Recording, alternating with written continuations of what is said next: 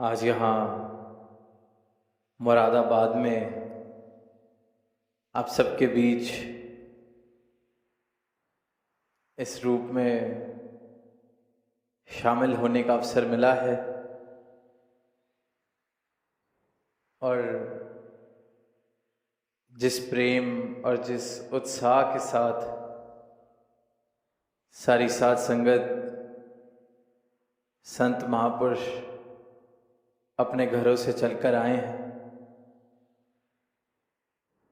तो ये देख के जहाँ बहुत खुशी भी मिल रही है और वहीं ये ख्याल भी मन में आ रहा था कि किस प्रकार दुनिया में देखते हैं, दुनिया का हाल है कि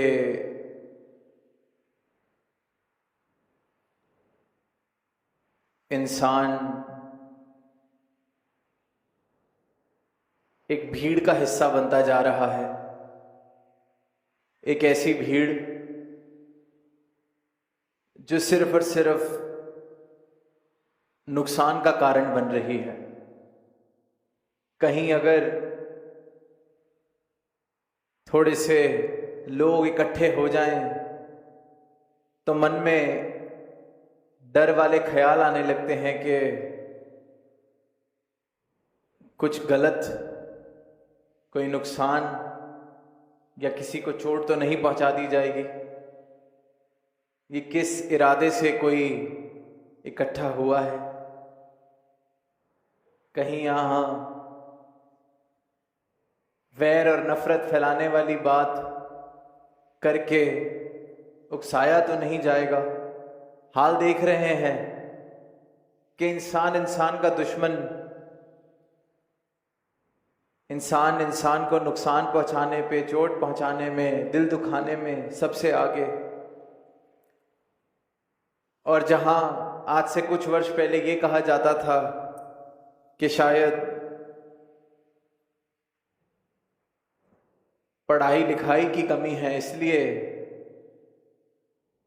इस प्रकार का व्यवहार इंसान करता है, तो आज इतनी आधुनिक समय में भी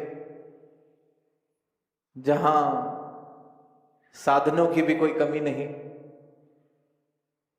पढ़ाई लिखाई की भी कोई कमी नहीं, वहां भी इंसान की सोच या इंसान का व्यवहार अभी भी नुकसान पहुंचाने वाला, सहनशीलता वाले भाव देखने को मिल रहे हैं कि खत्म से खत्म होते जा रहे हैं। कोई अपने से विभिन्न विचार रखने वाले को सीधा ही अपना दुश्मन मान लेता है। तो जहां ऐसी भीड़ का हिस्सा इंसान बनता जा रहा है, वहां एक नज़ारा आज ये भी देखने को मिल रहा है कि इतनी संख्या में संत महापुरुष आए हैं। प्रेम का संदेश दिया जा रहा है, मानव को मानव से जोड़ने की बात की जा रही है। चैनो अमन से जीवन, ये समाज युक्त हो सके, ये प्रेरणा दी जा रही है।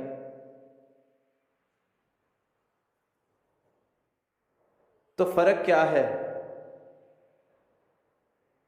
ये जो संत महापुरुष एकत्रित होते हैं, ये कोई भीड़ नहीं है। यहां आया हर एक महापुरुष, हर एक संत ब्रह्मज्ञानी है। इस परमात्मा के दर्शन प्राप्त करके, इस सत्य को प्राप्त करके, इस मालिक खालिक को इन नजरों से देख के जीवन में इस प्रकार की अवस्था प्राप्त कर चुका है, इस प्रकार का बोध प्राप्त कर चुका है कि फिर वो एक भीड़ का हिस्सा नहीं रह जाता। वो अपने आप में एक एक महापुरुष, एक एक संत इस परमात्मा का प्रमाण बन जाता है। ऐसा जीवन जीता है जैसा जीवन जो इन मानवीय गुणों से युक्त हो, ऐसे गुणों से युक्त हो जिसका चर्चा आज हम पिछले चंद घंटों से सुन रहे हैं। जहाँ प्रेम है, जहाँ सहनशीलता है, जहाँ विशालता है, जहाँ एक दूसरे के लिए हृदय में मान सम्मान है, जहाँ मैं मेरी वाले भाव नहीं है, जहाँ ऊंच नीच की दीवारें नहीं हैं। एक एक महापुरुष ने इस ब्रह्म ज्ञान को प्राप्त करके परमात्मा को देखा है, सही मायनों में भक्ति कर रहा है। तो ऐसा संत जिसका अपना एक रिश्ता इस सच्चाई के साथ, इस परमात्मा के साथ जुड़ जाता है, फिर वह भीड़ का हिस्सा नहीं, वो इस परमात्मा का हिस्सा बन जाता है। वो इस सर्वव्यापी परमात्मा के साथ अपना रिश्ता जोड़ के इस परमात्मा से एकमिक हो जाता है। और फिर ऐसा संत, ऐसा महापुरुष जहाँ चलता है तो ये भक्ति वाली महक साथ लेकर चलता है। इसलिए देख रहे हैं इस संख्या में यहाँ सब हाजिर हैं और बात सिर्फ और सिर्फ एकत्व की जा रही है।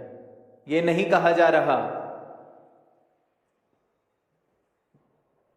कि कितने और किस किस स्थान से आए हैं, किसकी क्या पहचान है, किसकी क्या जात है, किसकी क्या नस्ल है। इन सब भ्रांतियों से, इन सब बातों से ऊपर उठ के जीवन जिया जा रहा है, जहाँ इस एक मालिक खालिक की प्राप्ति हो गई ही है, वहाँ इस बात का भी बोध हो गया है कि हर मानव एक है, सबकी जात एक है, सबकी जात ये परमात्मा। कोई ऊंचा नहीं, कोई नीचा नहीं, सब में ये एक मालिक खालिक बसता है।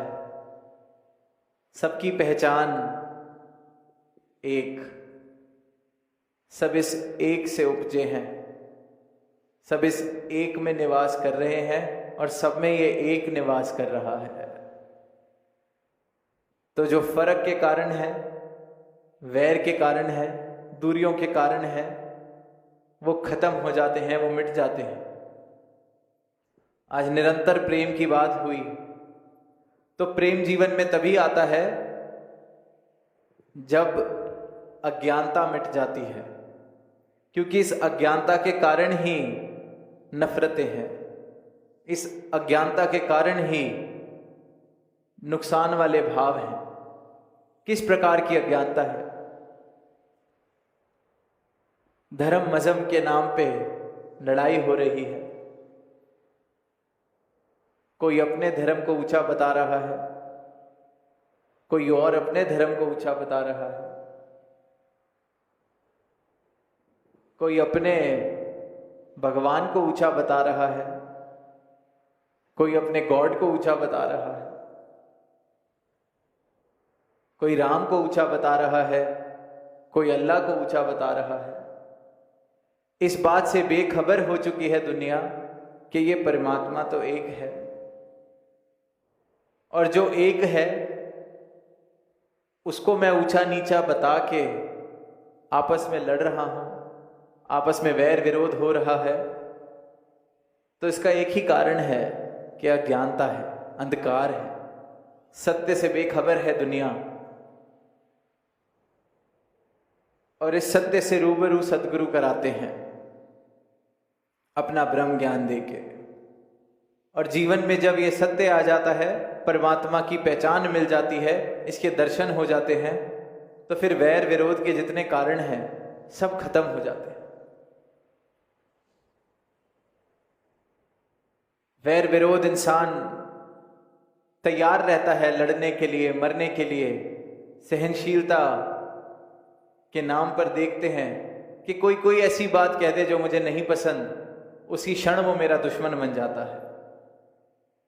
और फिर संतों की अवस्था कि जो मेरे मुताबिक भी बात नहीं कर रहा, उसमें भी परमात्मा के दर्शन करता है संत, क्योंकि ये नज़र मिलती है ब्रह्म ज्ञान वाली, ये नज़र मिलती है अपने सदगुरु द्वारा कि ये परमात्मा की बनाई एक एक चलती फिरती मूर्ति है, इसके आगे सजदा करना है। कहने को तो मैं मंदिर में जाऊं, मूर्ति के आगे सजदा करूं, सर झुकाऊं, पर ये जो परमात्मा ने इंसान बनाया है, इस इंसान के लिए मेरे हृदय में नफरत वाले भाव हों, नुकसान पहुंचाने वाले भाव हों, तो फिर ये कैसी भक्ति हुई? ये कैसा परमात्मा का नाम लेना हुआ? ये कैसा परमात्मा से, प्रभु से प्रेम हुआ कि परमात्मा को अगर मैंने 4 दीवारों में सीमित किया है तो उस 4 दीवार में जाके तो मैं सर झुकाता हूं, उस 4 दीवार में जाके तो मैं भक्ति की बात करता हूं, वेदों ग्रंथों का उच्चारण करता हूं, पर इस परमात्मा के बनाए हुए इंसान को ही, जिसमें ये परमात्मा बस रहा है, उतना ही बस रहा है जितना मुझ में बस रहा है। कोई वाद गाट नहीं है, कोई कम ज्यादा नहीं है। जितना परमात्मा मुझ में बस रहा है, उतना परमात्मा हर एक इंसान में बस रहा है। और फिर इंसान को दुख पहुंचाते हुए, इंसान से वैर नफरत करते हुए मैं सोचता नहीं, फिर कहां चले जाते हैं मेरे हृदय के वो भाव जो अभी कुछ देर पहले तक तो उस 4 दीवारी में जाके झुक रहे थे, परमात्मा का यशोगान कर रहे थे। तो ये सोचने जैसी बात है कि इंसान इतनी अज्ञानता में है कि खुद को धार्मिक बोलता है, खुद को आस्तिक बोलता है, खुद को प्रभु प्रेमी बोलता है, पर जीवन इस प्रकार से जिया जा रहा है कि इंसान ही इंसान को नुकसान पहुंचा रहा है, इंसान ही इंसान के पैर काट रहा है, इंसान ही इंसान का नुकसान का सबसे बड़ा कारण बनता जा रहा है। तो इसलिए आज के समय में इतनी आवश्यकता कि सत्य का संदेश जन जन तक पहुंच सके, और इसलिए संत जन महापुरुष ये प्रयास करते हैं, ये आवाज देते हैं कि ये परमात्मा का नाम लेने से बात नहीं बनने वाली, परमात्मा को किसी सीमित दायरे में बांध लेने से बात नहीं बनने वाली। परमात्मा कहाँ है, परमात्मा क्या है, इस बात से हम बेखबर हैं, इसीलिए इतना पतन हो चुका है मानवता का, इसलिए इतने प्रमाण इंसान द्वारा दिए जा रहे हैं पतन के, कि कई बार इतना मुश्किल है कि इंसान को इंसान कहा भी जा सके। इस प्रकार की हैरानगी होती है जब देखते हैं, पढ़ते हैं कि कर क्या रहे हैं, हो क्या रहा है, और इसका मुख्य कारण अज्ञानता, इसका मुख्य कारण अंधकार। तो इस परमात्मा को अगर हम सीमित करके देख रहे हैं अभी भी, अगर मेरे मुताबिक परमात्मा किसी 4 दीवारी में बसता है, अगर मेरे मुताबिक परमात्मा किसी तीर्थ या मूर्त में बसता है, अगर मेरे मुताबिक परमात्मा नहीं पाया जा सकता, तो ये सब के सब मेरे भ्रम हैं। परमात्मा के दर्शन किए जा सकते हैं, परमात्मा को तत्व रूप से पाया जा सकता है। परमात्मा के दर्शन करने के बाद इस परमात्मा के दर्शन फिर जर्रे जर्रे में होते हैं, घट घट में होते हैं। जहां देखते हैं फिर ये परमात्मा का ही निवास, परमात्मा का ही वास दिखता है। जिसमें देखते हैं वहां परमात्मा उस घट में दिखता है। तो इस अवस्था को कहा गया है ब्रह्मज्ञानी की अवस्था। अभी गीतों में भी जिक्र हुआ कि जैसे अर्जुन को दर्शन हुए विराट स्वरूप के युद्ध के मैदान में, जहां जान पर बात बनी हुई है, जहां युद्ध चल रहा है, ऐसी स्थिति में भगवान कृष्ण ने अपने विराट स्वरूप के दर्शन कराए। और जब तक वो विराट स्वरूप के दर्शन नहीं हुए थे तो अर्जुन भी बेखबर। और जैसे ही नजरों ने वो नजारा देखा तो एक क्षण में समझ गए कि मैं खुद को कर्ता समझ रहा था, मैं इस रूप को नहीं जानता था, इस सत्य को नहीं जानता था, मैं तो खुद को कर्ता मान रहा था। पर असल कर्ता तो ये अविनाशी है, असल कर्ता तो ये विराट है जिसके दर्शन मुझे प्रभु ने कराए। इसी प्रकार जब इंसान को इस परमात्मा के सही मायनों में दर्शन होते हैं तो सभी भ्रम मिट जाते हैं। इंसान का सबसे बड़ा भ्रम ही ये है कि वो खुद को कर्ता समझता है। उसे लगता है कि मैं करता हूं, पर वो ये नहीं सोचता कि अगर मैं करता होता तो फिर ये जन्म भी तो खुद मैंने अपनी मर्जी से खुद को दिया होता। अगर हम करता हैं तो कौन है जो हाथ खड़ा करके ये कह सकता है कि मैं अपनी मर्जी से इस धरा पर आया। करता तो वो हुआ जो मर्जी से आ रहा है, जिसकी मर्जी से सब हो रहा है। तो इंसान की इतनी बड़ी भूल, इतना बड़ी मूल भूल कि वो खुद को कर्ता समझता है। और जब वो खुद को कर्ता समझता है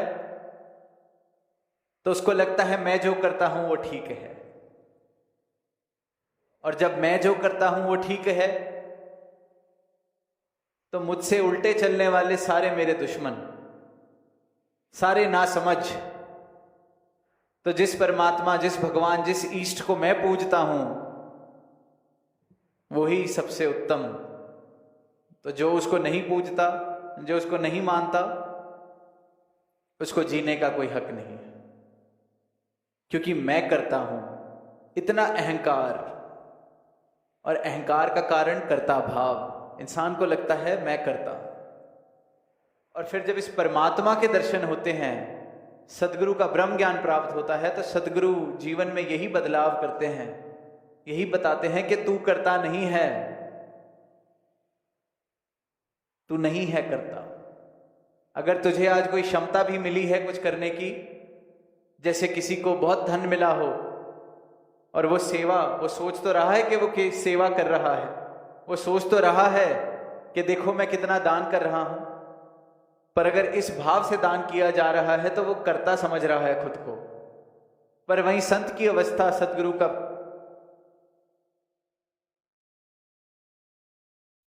चला तो फिर वो तो पहले से भी बेहतर चलाया, क्योंकि पता था ये मेरा नहीं पर जिम्मेवारी मिली है चलाने की, मुझसे चलवाया जा रहा है। तो जीवन की ये अवस्था कि मैं करता नहीं। और जब मैं करता नहीं तो फिर कर्ता जो है, इसकी पहचान जब हो जाती है तो फिर इस कर्ता के आगे, इस परमात्मा के आगे हमेशा सदैव समर्पित भाव से ये हृदय झुका रहता है कि तू करता है जगत का, तू सबका आधार, कि तू सारे जग का करता है, तेरे करके ही ये संसार है, इस कर्ता के करके ही ये जो सांसें चल रही हैं, एक एक शरीर जो यहां बैठा है सांस ले रहा है, ये इसका कर्ता धर्ता ये मालिक खालिक है। और इस कर्ता की पहचान कर लेना ही मानव जन्म का उद्देश्य है। बड़े भाग मानस तन पावा वाली जो बात है, वो तभी तक भाग्यशाली है अगर ये जन्म जब तक अपने उद्देश्य को पूरा करता है। अगर उद्देश्य पूरा नहीं किया तो ये जो भागों से तन मिला है तो इसको भाग्यशाली हम नहीं बना पाएंगे। इस कर्ता की पहचान कर लेना ही उद्देश्य है, और जीवन इस प्रकार जीना कि ये जो कर्ता कर रहा है इसकी रजा में मैं राजी रह सकूं। ये भक्त का फिर जीवन बन जाता है, वो आनंदमय जीवन जीता है। आज जीवन में कलेश है, कला है, परेशानी है, तो सिर्फ इस बात की है कि मेरे मुताबिक मेरी स्थिति क्यों नहीं है, मेरे मुताबिक मेरी परिस्थिति क्यों नहीं है, क्योंकि खुद को हम कर्ता समझते हैं। इसलिए हर पल हर क्षण अपने मुताबिक अपनी स्थिति को बदलने की कोशिश कर रहे हैं। और जब जब ये कोशिश हो रही है, जब जब ये संघर्ष हो रहा है, तब तक मेरे जीवन से सुकून, मेरे जीवन से आनंद दूर रहता है। और जब मैं इस कर्ता के आगे समर्पित हो जाता हूं, पहचान लेता हूं कि मैं तो कर्ता हूं ही नहीं, कर्ता तो ये है। और फिर जब जो जो इंसान इस कर्ता को जानकर इसके आगे समर्पित होता जाता है, उस जीवन में सुकून और आनंद आ जाता है। तो सुकून और आनंदमय जीवन जीने का एक ही उपाय है, इस कर्ता की पहचान करके इस कर्ता की रजा में राजी हो जाना, समर्पित हो जाना। आनंदमय जीवन जीना है तो यही विधि है, और इस कर्ता की जानकारी सिर्फ और सिर्फ सद्गुरु के ब्रह्म ज्ञान से हो सकती है। और फिर जब सद्गुरु के ब्रह्म ज्ञान से इस कर्ता की जानकारी हो जाती है तो ये बात भी समझ आ जाती है कि ये कर्ता तो एक है, ये मालिक खालिक तो एक है। चाहे इसे राम बुलाएं, अल्लाह बुलाएं, गॉड बुलाएं, तो एक है। फिर इस एक के नाम के झगड़े क्यों, फिर इस एक के चिन्हों के झगड़े क्यों? तो फिर इंसान इन दीवारों से भी मुक्त हो जाता है, इन जंजीरों से भी मुक्त हो जाता है, अपनी अज्ञानता से भी मुक्त हो जाता है। फिर ऐसी महफिलें सजती हैं जैसी आज सजी हम देख रहे हैं कि एक एक संत इस कर्ता को प्राप्त करके,